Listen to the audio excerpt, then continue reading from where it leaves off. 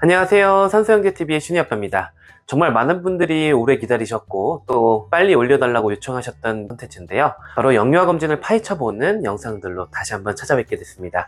오늘은 30에서 36개월 영유아 검진을 준비했고요. 오늘 영상에서는 영유아 건강검진 문진표를 파헤쳐 볼 거고, 다음 시간에는 발달 선별검사 문진표를 살펴보면서 이 시기 아이들의 발달의 특징들을 함께 알아볼 거예요. 오늘 살펴볼 영유아 건강검진 문진표의 내용들은 우리 아이를 키울 때 육아하는 데 있어서 가장 기본적이고 정확한 내용들이 담겨있기 때문에 이 내용들만 잘 알아도 육아를 제대로 할 수 있어요. 그래서 오늘 영상 보시고 우리 아이들 키울 때 내가 뭘 놓치고 있는 건 없는지, 내가 잘하고 있는 건 무엇인지 이런 것들도 한번 체크해 보시면 좋을 것 같습니다. 자, 그러면 많은 분들이 기다리셨던 30에서 36개월 아이들의 영유아 검진, 그 첫 번째 시간 시작하겠습니다. 일단 문진표를 살펴보기 전에 이 시기 아이들의 특징을 살펴보겠습니다. 30에서 36개월 아이들은 누리과정의 전 단계를 밟게 돼요. 누리과정이라는 건 우리나라에서 만 3세에서 만 6세 아이들에게 공통적으로 제공하는 교육 시스템을 얘기해요. 경제적인 형편이나 사회적인 형편과 관계없이 모두가 동등한 교육과정을 거쳐서 결국은 초등학교에 잘 들어가서 적응할 수 있도록 도와주는 교육과정이 누리과정이라고 생각하시면 되는데요. 그래서 30에서 36개월 아이들은 이 누리과정에 또 들어갈 수 있는지, 그게 준비가 됐는지 한번 체크해보는 시간을 갖는 게 되게 중요하고요. 지난 시간에 이야기했던 대소변 가리기가 완성돼가는 시기입니다. 물론 아이들마다 조금 차이는 있는데요. 이 내용들은 뒤에서 다시 한번 자세하게 설명드릴게요. 그리고 아이들이 정서 그리고 사회적 발달이 많이 이루어지면서 다른 아이들과 서로 어울려서 놀기 시작합니다. 이런 것들이 30에서 36개월 아이들의 굉장히 큰 특징이니까요.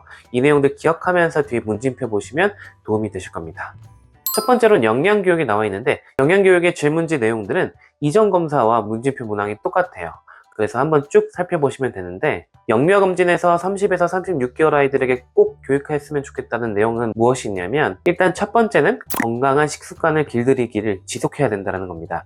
이 건강한 식습관에 대한 내용은 지난번 영유아 검진 영상을 보시면 도움이 될 거고요. 또 저희가 최근에 올리기 시작한 편식에 관련된 영상을 보셔도 도움이 될 거예요. 그리고 우리 아이들의 과체중을 예방하기 위한 교육 내용도 들어가 있는데요. 이 내용은 통곡물을 먹어야 된다는 내용과 단 음식을 절제해서 먹여야 된다는 내용, 이 두 가지가 과체중 예방 교육에 해당돼요. 그리고 건강한 식습관에 대한 내용도 과체중을 예방하기 위한 것도 있거든요. 그렇기 때문에 이 시기 아이들은 이 두 가지를 중점적으로 영유아 검진에선 이야기하고 있구나 라고 기억하시면 좋겠습니다. 자, 두 번째 문항은 대소변 가리기 문항인데요. 앞에서도 말씀드렸지만 이 시기 아이들은 대소변 가리기가 완성되어 가는 시기예요. 그래서 이번 검진에서 마지막으로 이런 질문들을 드릴 건데, 그 질문들이 무엇이 있는지 하나하나 살펴보겠습니다. 일단 1번과 2번은 대소변을 가립니까? 라는 질문과 유아용 변기를 잘 사용합니까? 이 두 가지를 물어보고 있는데요. 물론 아이들마다 대소변 가리기를 성공하는 시기는 조금 차이가 있을 수 있기 때문에 이 시기에 영유아 검진을 볼 때 대소변 가리기를 아직 못할 수도 있어요. 하지만 서두르실 필요는 없고요. 아이들의 신체적 발달이나 정신적 발달, 그리고 심리적인 요인이나 정서적인 요인, 이런 모든 것들이 아이들이 대소변을 가리는데 영향을 미치는 점들이기 때문에 이런 점들에 따라서 아이들마다 성공 시기는 조금 다를 수 있다는 거 꼭 기억하시고요. 그렇기 때문에 조급해하지 않고 아이들의 발달 상황에 맞춰서 교육을 하시는 게 중요하겠어요. 대신 중요한 건 아직 못해도 괜찮다고 교육을 안 하시는 게 아니라, 교육은 천천히 계속 시도하셔야 된다는 겁니다. 지난번 영상 보시면 대소변 가리기 교육 어떻게 하는지 설명드렸으니까요. 아직 대소변 가리기를 못하는 아이들은 지난번 영상 한번 보시기 바라고요. 그리고 유아용 변기를 사용할 때에는 아이들 발이 허공에 둥둥 떠 있는 게 아니라 발바닥이 땅이나 아니면 발받침에 닿도록 이용하셔야 된다는 것도 중요한 포인트예요. 왜냐하면 아이들이 변기 이용이 어색하기 때문에 발이 둥둥 떠 있는 상태에서는 심리적으로 좀 불안감을 느낄 수도 있거든요. 그래서 유아용 변기를 사용할 때에는 발바닥이 어딘가에 닿아야 된다. 그것이 좋은 사용 방법이다라는 거 기억하셨으면 좋겠습니다. 그리고 세 번째 질문이 대변을 규칙적으로 힘들어하지 않고 보는지를 물어보고 있는데요. 대소변을 규칙적으로 보는 것은 대소변 가리기를 성공하는 데 굉장히 중요한 포인트입니다. 그런데 대변을 규칙적으로 보지 않는 아이들, 특히 변비가 있어서 대변을 보는 게 힘든 아이들 같은 경우는 대소변 가리기를 성공하는 데 조금 방해가 될 수도 있어서 소아과에 방문해서 변비 치료를 적절하게 받는 게 중요하겠어요. 그리고 마지막 문항은 아이가 대소변 가리기를 실수했을 때 혹시나 두려워하진 않는가, 이걸 물어보고 있는데요. 우리 아이들은 대소변 가리기를 막 성공했다고 하더라도 아직도 실수를 할 수 있는 나이입니다. 근데 간혹 가다가 한두 번 실수하는 걸로 매우 혼내시기도 하고, 그것 때문에 아이들이 심리적으로 주눅이 들어서 다시 퇴행해서 대소변 가리기를 못하는 경우도 있어요. 물론 아이가 자다가 소변이나 대변을 봐서 아이의 옷, 속옷, 그리고 이불까지 다 갈아줘야 된다면 매우 귀찮은 일이고, 그것도 빨아야 된다는 것도 큰 일이잖아요. 그래서 새벽에 피곤한 마음에 화가 날 수도 있지만, 이럴 때 관대한 반응으로 너그럽게 대처하시는 것이 어른스러운 방법이 되겠습니다. 그게 되어야 우리 아이들이 두려워하지 않고 대소변 가리기를 지속할 수 있게 돼요. 그 다음 문항은 정서 및 사회성 문항입니다. 30에서 36개월 아이들은 또래 관계가 점점 강조가 되는 시기고요. 그 또래 관계를 기본으로 해서 사회적인 능력을 갖추는데 그 기본이 갖춰지는 시기예요. 그래서 이 문항에서는 어떤 질문들을 하고 있는지 살펴보면요. 일단 첫 번째 문항은 아이가 호기심이 얼마나 있는지를 물어보고 있습니다. 이 시기의 아이들은 호기심과 탐구 능력이 아주 많이 올라가는 시기예요. 그리고 자신이 관심 있는 것을 엄마와 같은 주 양육자와 공유하려고 합니다. 그리고 엄마와 함께 자기가 좋아하는 걸 가지고 놀고 그 문제 상황에 대해서 함께 해결하려고 하는 시기예요. 하지만 우리 아이들 아직도 아기이기 때문에 관심사가 자주 바뀌기도 하고요. 그리고 집중력이 짧아요. 그런데 이걸 좀 답답해 하시는 분들도 있고 이해를 못 하시는 분들도 계신데, 집중력도 짧고 관심사가 계속 바뀌는 게 아주 당연한 시기이다라는 걸 꼭 기억하셨으면 좋겠고요. 그리고 우리 아이들을 대할 때 우리 아이가 지금 무엇을 좋아하고 어떤 것에 관심이 있는지를 파악하시려고 노력하는 게 우리 아이들의 호기심을 더 올려주는데 중요한 포인트가 되겠습니다.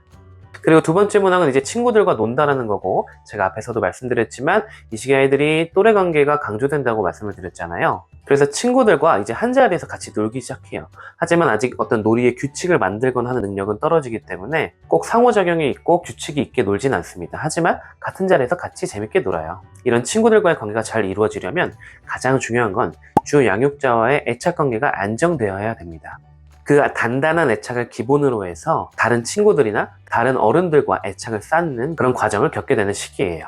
따라서 이전부터 계속 말씀드렸지만 부모님과의 애착 관계를 굉장히 공고히 다져야 된다는 거, 우리 아이들의 사회성 발달이 굉장히 중요한 거는 바로 이러한 점들 때문에 계속해서 말씀드렸던 거고요. 만약에 애착 관계가 잘 이루어졌고 또래와의 관계가 조금씩 만들어지고 있다면 그것을 조금 더 발전시키기 위해서는 엄마 아빠와 아이들이 역할놀이를 함께 하는 것도 이런 사회성을 발달시키는데 매우 큰 도움이 된다고 기억하시면 좋겠습니다.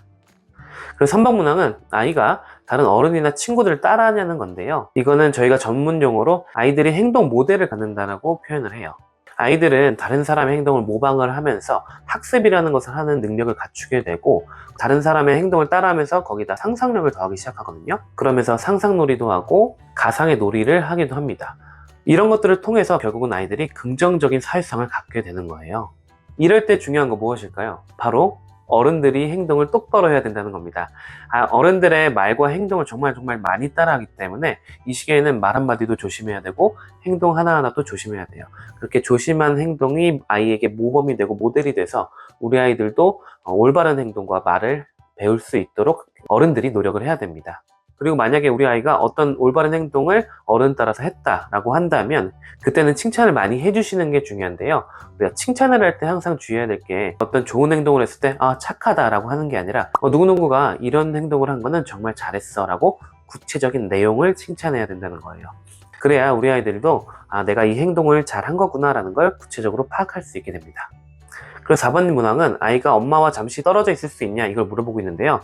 우리 아이들이 얼마나 정서적으로 안정된 상태이냐, 이걸 물어보는 건데, 단단한 애착 관계가 당연히 기본이 돼야 되는 상황이겠죠. 만약에 애착이 잘 형성이 되어 있는데 아직도 분리불안이 좀 있다라고 한다면 점점 아이와 떨어지는 것을 연습해야 되는데요. 이때 주의해야 될 점들 몇 가지만 설명을 드릴게요. 일단 첫 번째는 아이와 떨어진다는 것을 미리 알려주셔서 아이가 준비할 수 있도록 도와주셔야 된다는 겁니다. 아직 분리불안이 심한 아이들 같은 경우 어린이집을 적응하기 힘들어하는 경우도 있고 어린이집에 안 가려고 하는 경우도 많아요. 그렇기 때문에 누구누구야 어딜 가는 건데 엄마는 이거 끝나면 다시 올 거야, 엄마는 여기 있는 거니까 너무 걱정하지 마 라고 안심을 시켜주고 아이에게 준비를 시켜주는 게 굉장히 중요합니다. 이럴 때는 강압적인 태도를 갖지 않도록 주의하셔야 되는데요. 너 어린이집도 못 가고 이게 뭐야, 친구들은 잘 가잖아 라고 혼을 내시면 그게 오히려 애착관계가 더 불안정하게 만들기 때문에 이런 태도를 갖지 않도록 주의하시는 게 좋겠고요. 그리고 아이들이 엄마 아빠만 너무 바라보고 있다면 엄마 아빠가 떨어지는 게 되게 힘들 수도 있어요. 그래서 평상시에도 주변 환경을 많이 탐색할 수 있는 기회를 주시는 게 중요합니다. 5번과 6번은 아이들이 본인의 감정을 잘 표현하고 감정을 잘 컨트롤할 수 있냐 이거를 물어보고 있는데요. 정서적 발달이 얼마나 잘 이루어졌는지를 물어보는 거죠. 감정을 적절히 표현하고 그리고 안 좋은 감정을 조절하는 것은 인간관계에서 굉장히 중요한 포인트입니다. 어른들 중에도 자기의 분노를 잘 참지 못하는 분들이 있잖아요. 그런 분들이 사회적으로 봤을 때는 참 사회성이 어리구나라고 생각이 들어요. 그런 능력은 이 어린 나이 때부터 가르쳐야 되는 거기 때문에 아이들이 자기 감정을 잘 표현하고 컨트롤할 수 있도록 어릴 때부터 그런 연습을 시켜주셔야 된다는 거 기억하셨으면 좋겠고요. 자기 감정을 표현하는 게 왜 중요하냐? 내가 내 감정을 표현할 줄 알아야 다른 사람이 표현하는 감정을 잘 공감하고 이해할 수 있기 때문이에요. 그래서 이런 것들을 어떻게 연습시키는지 조금 더 자세하게 알아보면요. 가장 중요한 건 부모가 모범을 보여야 되고 그리고 일관적인 태도로 아이를 대해야 된다는 겁니다. 이거는 제가 영유아검진 영상들에서 많이 말씀드렸던 내용이에요. 아이들은 우리 부모가 감정을 어떻게 조절하는지, 화가 났을 때 어떻게 표현하는지 그거를 모델로 삼아서 감정 표현과 조절을 배우게 되고요. 그리고 엄마 아빠의 정서가 일관적이지 못하면 우리 아이들도 정서가 되게 불안정해지면서 정서와 감정 상태를 조절하는 걸 배우기 힘듭니다. 그리고 우리 아이가 어떤 정서를 가지고 있는지 어떤 느낌을 가지고 있는지 그거에 맞춰서 교육을 하는 것도 되게 중요해요. 예를 들어서 아이가 굉장히 흥분한 상황이다라고 하면 아이를 자극시킬 수 있는 환경과 빨리 분리를 한 다음에 아이가 진정되기를 기다리는 것도 굉장히 좋은 교육 방법이고요. 그리고 아이가 힘들어할 때는 적절히 달래주는 것도 굉장히 좋은 방법입니다. 그리고 말로 감정 표현을 하는 것을 가르치셔야 돼요. 예를 들어서 아이가 뭐가 잘 안 돼서 막 울 때 이게 잘 안 돼서 속상해? 이런 식으로 말로 감정을 읽어주셔야 아이도 이 감정이 속상한 거구나 라는 것을 배우면서 그러한 것들을 잘 배우게 되면 아이들이 어떤 부정적인 감정이 들었을 때 무작정 우는 게 아니라 나 기분이 지금 이래 이런 식으로 말로 표현도 할 수 있게 됩니다. 그리고 아이들의 정서에는 아이들을 단정적으로 표현하는 말을 안 하시는 게 중요한데요. 예를 들어서 우리 아이는 왕자님이야, 우리 아이가 정말 짱이야, 이런 식으로 아이를 단정짓는 말을 하게 되면 아이들의 정서 발달에도 별로 좋지 않다고 해요. 자, 그 다음 이어지는 내용은 개인 위생 관련된 내용인데요. 아이들이 손을 비누로 잘 닦느냐 이걸 물어보는 거 매번 나오고 있는 내용이죠. 하지만 요즘 아이들 감염병이 굉장히 많이 유행을 하잖아요. 그래서 다시 한번 아이들이 개인 위생을 잘 챙겨야 된다는 거 강조드리고 넘어가겠습니다. 자, 그 다음은 이번 검진에서 처음 나오게 되는 취약전 준비교육, 즉 누리과정에 대한 내용인데요. 앞에서도 말씀드렸지만 누리과정이라는 거는 만 3세에서 5세 사이의 아이들에게 취약전 해주는 공통 교육과정이에요. 누리과정에서 강조하는 것은 아이들이 단체 생활, 즉 학교에서 교육받을 준비가 되느냐 이것을 파악하게 되는데요. 여러 가지 다양한 분야에서 이것을 파악하도록 질문지가 구성되어 있어요.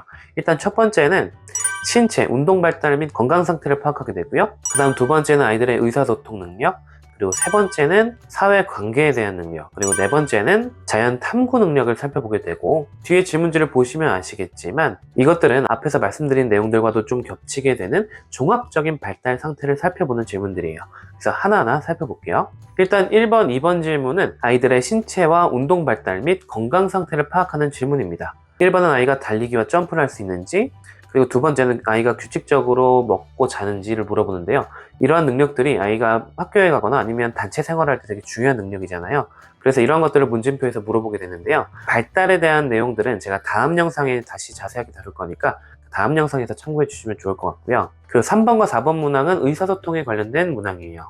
아이가 다른 사람이 들려주는 이야기를 듣고 이해할 수 있는지와 다른 사람을 바라보며 이야기를 할 수 있는지, 이것들은 굉장히 기본적인 의사소통 능력과 그리고 나중에 수업을 듣기 위한 그런 능력도 물어보는 거예요. 그래서 언어 발달 능력과 사회성 발달 능력을 모두 물어보는 문항들이어서 이것에 대한 자세한 내용도 다음 편 영상에서 다시 한번 설명드리겠습니다.